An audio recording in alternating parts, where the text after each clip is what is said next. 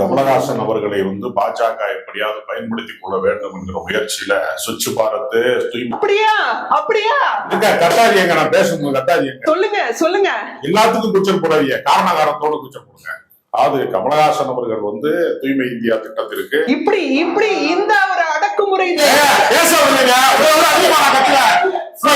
பேசக்கூடாது. நான் பேசும்போது நீங்க பிடிக்க கூடாது. திமுகவோட அடக்குமுறைக்கெல்லாம் நாங்க ஆள் இல்ல சார்.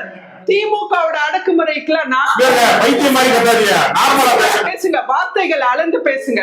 அது சொல்லுங்க. பேசும்போது குறிப்பிட கூடாது. உங்க மாற்று கருத்து இருந்தா நீங்க உங்க நேரத்துல பேசுங்க. வார்த்தைகள் அளந்து பேசுங்க. என் இலையில சாப்பிடாது, உங்க இலையில சாப்பிடுங்க. என் கருத்து நான் பேசும்போது நீங்க குறிப்பிட கூடாது. மாற்றான் இலையில சாப்பிடுறது திமுக. தூய்மை இந்தியா திமுக மீது நீங்க எவ்வளவு வன்மமா இருக்கிறோம் அவ்வளவு தூரத்துக்கு திமுக மீண்டும் மீண்டும் வெற்றி பெறும். 40 தொகுதிகள்லையும் மன்ன கவன பாஜகவுக்கு திமுகவை பற்றி தமிழ்நாட்டில் பேசுவதற்கு உங்களுக்கு அருகதை இல்ல. இந்தியா மொத்தத்தை ஆட்சி செய்தாலும் தமிழ்நாட்டிலே நீங்க அரசியல் அகதிகளாக எடப்பாடிக்கு பின்னாடி டிடிவிக்கு பின்னாடி கட்சிக்கு பின்னாடியா நீங்க திரியுறீங்க. அரசியல் அனாதைகள். தமிழ்நாட்டு அரசியலே பாஜக ஒரு அரசியல் அனாதை. அந்த வெக்கம் மானம் இல்லாம நீங்க எடப்பாடியை மிரட்டி விசாரணை வளையத்தை வச்சு மிரட்டி நீங்க கொண்டு போய் சேர்த்துட்டு யார் வேட்பாளர் நாங்க முடிவு அரசியல் வெக்கமில்லாத நீங்கள் அரசியல் அதாவது மானமுள்ள 1000 பேருடன் போராடலாம். மானமுள்ள